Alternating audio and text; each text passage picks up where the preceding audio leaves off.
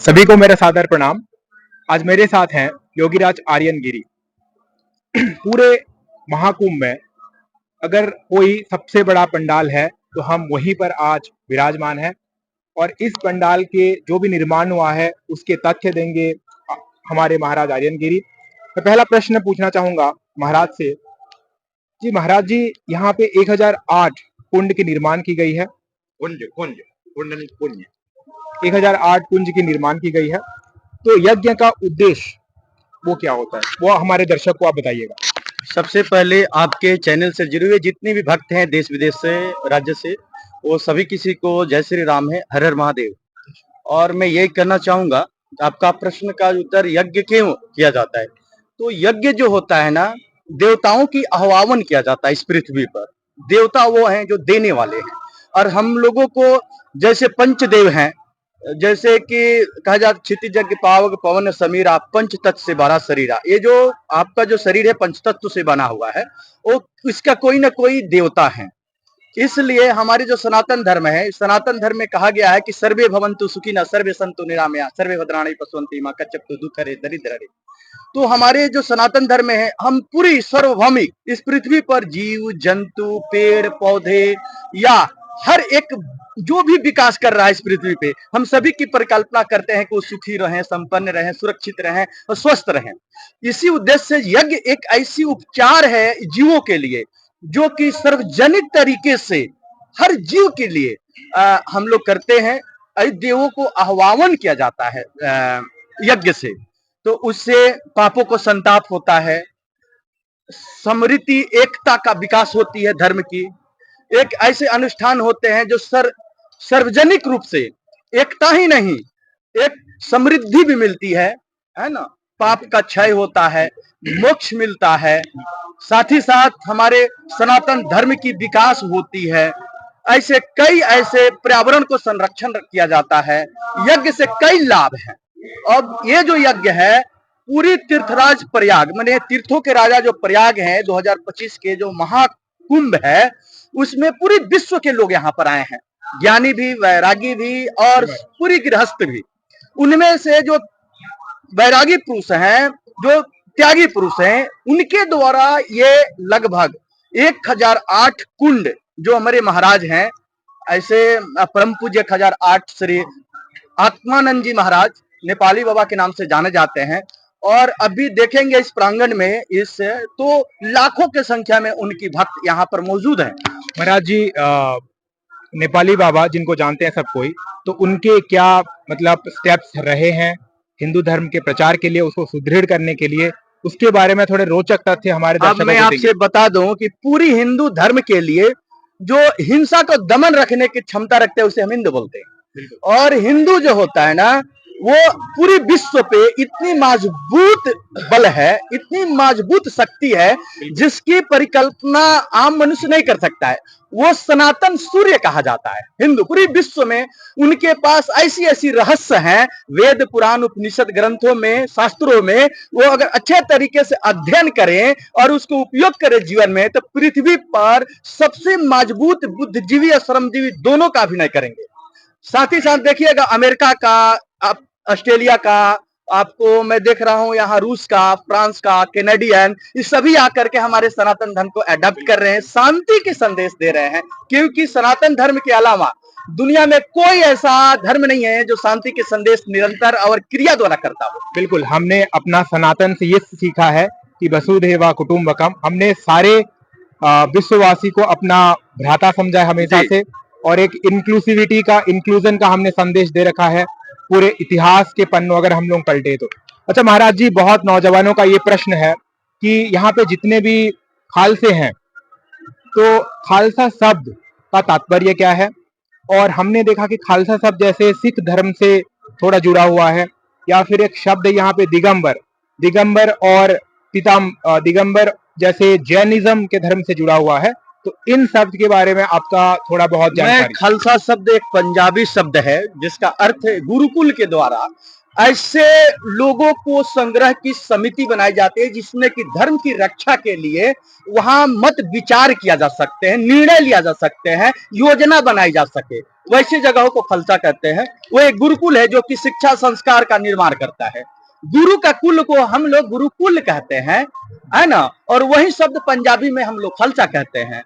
और जैसे आपने शाही स्नान को आपने सुना होगा कि माननीय आदित्यनाथ जी योगी जो हमारे इस उत्तर प्रदेश के मुख्यमंत्री है, जिसके नेतृत्व में पूरा ये राज्य और ये महाकुंभ पूरे विश्व को संदेश दिया गया है कि हमारे एकता और समरथा का अस्तित्व को देखना है तो सिर्फ कुंभ में आके एक बार देखें। तो उन्होंने शाही स्नान को हटाकर उन्होंने अमृत स्नान का नाम दिया है, आपने देखे होंगे। बिल्कुल बिल्कुल महाराज जी, हम अखंड भारत का सपना देख रहे हैं, तो ये मैं प्रश्न करना चाहूंगा, आपका निजी तौर पे आपका मत क्या है इस पे कि भारत कब तक विश्व गुरु बन सकता है, कब तक हम अखंड भारत का निर्माण कर सकते हैं?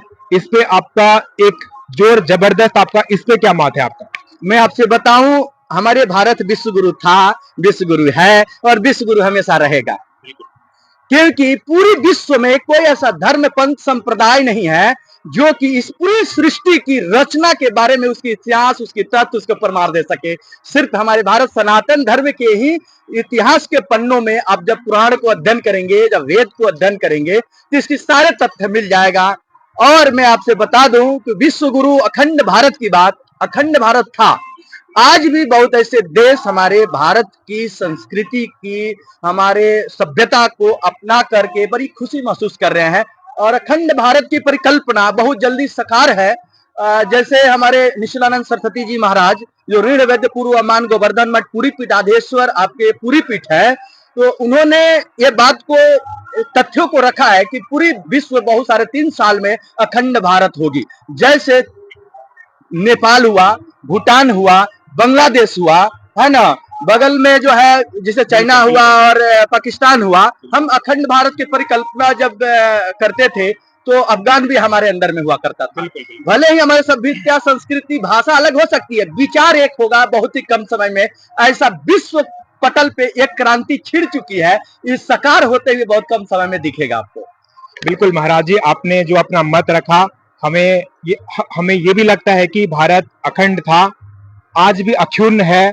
भारत का जो आइडियाज है, इसके जो चेतना चिंता है, ये पूरे विश्व में वो नकार सकते हैं, लेकिन इसको कभी अपनाने में कभी इसको धिकार नहीं सकते, उसको नफरत नहीं कर सकते, बिकॉज जो सत्य है वो सनातन है।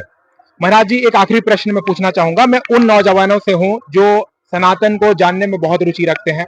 तो जैसे कि हमारे सनातन में कुछ शब्द हैं जैसे कि सन्यासी, तपस्वी, ऋषि, मुनि, संत, साधु, तो महाराज जी इन शब्दों के भीतर भेद क्या है? हर शब्द एक ब्रह्म है और चराचर जगत में जो भी दिख रहा है वो ब्रह्म का स्वरूप है, ठीक है। और रह गया कि देखिए मनुष्य का 2 स्वरूप है, नर और नारी। ठीक उसी तरीके से मनुष्य भक्ति का 2 स्वरूप है। श्रीमद् भागवत गीता जब अध्ययन करेंगे तो भक्ति का जो स्वरूप है वो पहले ज्ञान और वैराग्य, 2 यानी कि भक्ति के 2 पुत्र हैं, ज्ञान और वैराग्य। तो ज्ञानी व्यक्ति वो है जो अपने बौद्धिक क्षमता से लोगों को प्रचार प्रसार, धर्म की विकास और लोगों को आगे बढ़ाने में मदद करते हैं। वैरागी वो होते हैं जिसका कोई राग नहीं होता है। उसमें कई स्तर है, सन्यासी हैं, नागा हैं, वैराग्य का स्तर है ये, सन्यासी हैं, तपस्वी हैं, यानी कि त्यागी पुरुष हैं, दिगंबर हैं, है ना, और संदर्शी हैं। उसमें कई स्वरूप है। अगर महाराज जी दिगंबर हैं तो श्वेतांबर भी हो सकते हैं? जी, देखिए पीताम्बर भी उसी स्वरूप नजदीकी पद है। वो दिगंबर उसे कहते हैं जो नागा सन्यासी होते हैं, उसके ऊपर की स्तर है दिगंबर, जो मस्तिष्क, शरीर और आत्मा के बीच की मन को नियंत्रित करने वाले व्यक्ति को हम दिगंबर के रूप में है। वो जो सोचते हैं परमात्मा के लिए निरंतर सोचते रहते हैं, वैसे महापुरुष को दिगंबर कहा जाता है। जैसे ऐसे सरल भाषा में कहे तो परमहंस कहा जाता है। बिल्कुल। तो महाराज जी और एक प्रश्न मैं करना चाहूंगा, जैसे हम हमारे सभ्यता में, हमारे संस्कृति में प्राणायाम का बहुत बड़ा उल्लेख है, वो बहुत मतलब अपने स्वास्थ्य के लिए बहुत हितकर है। तो क्या प्राणायाम को लेकर, नाड़ी शोधन क्रिया को लेकर, या फिर ध्यान को लेकर, या फिर कुछ शंख प्रक्षालन को लेकर मान लेते हैं, तो क्या इनमें भी कुछ भेद है? अपने कुल के अनुयायी इसमें भी कुछ भेद अंतर है? नहीं बताता। देखिए, योग एक ऐसी क्रिया है जो चित्त की वृत्तियों को निरोध किया जाता है। जो पतंजलि ऋषि ने इस बात को, तथ्यों को प्रमाणित किया है कि योगस्य चित्त वृत्त निरोध। योग ही ऐसा क्रिया है जिसको चित्त की वृत्तियों को निरोध किया जा सकता है, मैंने शांति किया जा सकता है। योग का मतलब होता है प्लस, जोड़ना। किससे जोड़ना? इस पृथ्वी पर जो ये आत्मा है ना, वो परम आत्मा से जोड़ना है, जो इस सृष्टि की रचना किया है, पूरी भौगोलिक दृष्टि की सृष्टि किया है, निर्माण किया है।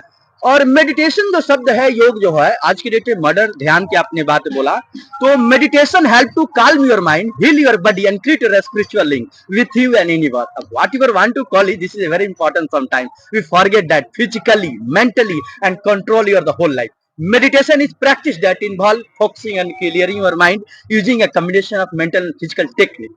मेडिटेशन वो एक आपका ऐसा तत्व है।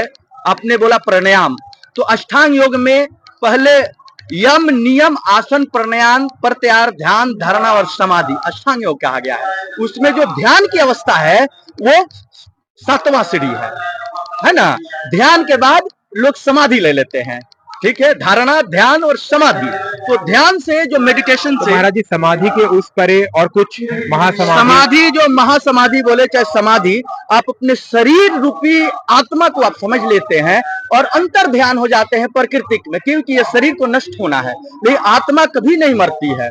कहा जाता है कि वेद पुराणों में इसका प्रमाण तथ्य है कि आत्मा नहीं, वो स्वरूप चेंज हो जाता है किसी ने। इसीलिए 84 लाख योनि, आपने शेर को देखा होगा, हाथी को देखा होगा, चींटी को देखा होगा, है ना। तो इसीलिए गाय को रूप को देखा होगा, जैसे कर्म करते हैं उसके रूप में चेंज हो जाते हैं। पेड़ पौधे, पशु पक्षी भी वो उसके अंग है। और महाराज जी वर्तमान के समय में पूरे भारत में एक नकारात्मक धारा भी प्रवाहमान है, एक नकारात्मक सोच भी है। कुछ लोगों का मानना है कि हिंदू धर्म में एक जातिवाद का बहुत बड़ा एक कीड़ा, एक राक्षस का मतलब बहुत फैलाव है। तो इस पे आपका विचार क्या है? क्या ये जातिवाद को हम संपूर्ण तरह से विनाश करने में सक्षम हो सकते हैं और ये एक एकता और एकत्रित हो सकती है क्या हिंदू? महाराज जी इस पे आज मैं आपसे बताऊं कि जात और से ऊपर उठ करके जमात में आप साक्षी प्रमाण देख सकते हैं। इस पूरी कुंभ में कोई किस जात की खलसा लगा है, कोई यहाँ देखने नहीं जाता। बिल्कुल बिल्कुल प्रसाद ग्रहण करते हैं, जल ग्रहण करते हैं, जाकर सम्रता के साथ उनसे मिलते हैं और साथ ही साथ उनको प्रणाम करते हैं, आशीर्वाद लेते हैं। बिल्कुल। तो महाकुंभ हमारा एक सबसे बड़ा उदाहरण है। It is the biggest example of universal brotherhood. There is no discrimination at all, there is no casteism. Yes, really. Mahakumbh gives that message to the whole world, and it is indeed the largest gathering, religious gathering of the whole world I so want far. to say something for you. Swami Vivekananda asked, as your thoughts show your mind and so good thought power your mind.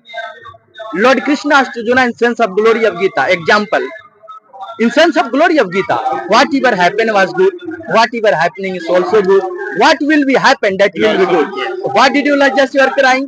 As your thought show your mind and so good thought power your mind. जैसी सोच वैसा विचार बनेगा, जैसा विचार वैसा कार्य बनेगा, और कार्य का परिणाम अच्छा और बुरा होता है। चलिए महाराज जी, आगे आपसे और भी मुलाकात होती रहेंगी। मतलब ये है विश्व का कल्याण, विश्व का कल्याण होना। और आप ये जो पूरी सृष्टि की जो ये संरचना बनी है, हमारे परम पूज्य महाराज आत्मानंद जी महाराज, नेपाली बाबा के नाम से जानते हैं, महान तपस्वी व्यक्ति हैं और सिद्ध पुरुष है।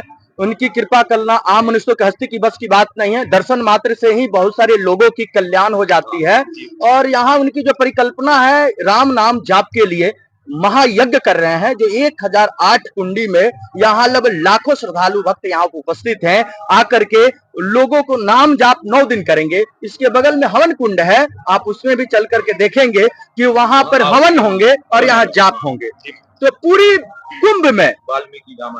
कुंभ में मैं बताता हूँ, तीर्थराज प्रयाग में ये 2025 के इतना बड़ा आयोजन किसी भी संत के नहीं है, यह अहंकार नहीं है, परमपिता परमेश्वर की विशेष अनुकंपा और कृपा है गुरुदेव की, कि गुरुदेव के माध्यम से सारे भक्त बहुत आनंदमय यहाँ जीवन व्यतीत कर रहे हैं। भोग प्रसाद और बहुत अच्छे तरीके से संस्कार, शिक्षा, सत्संग ये सब प्राप्त करके बहुत ही विकास के पथ पे आगे बढ़ रहे हैं। ऐसे आत्मानंद महापुरुष को मेरा नमन है, रघुनंदन अभिनंदन चंदन है कि आपका विचार निरंतर सेवा के रूप में कार्य करती रहे। तो चलिए महाराज जी, बहुत बहुत धन्यवाद आपका।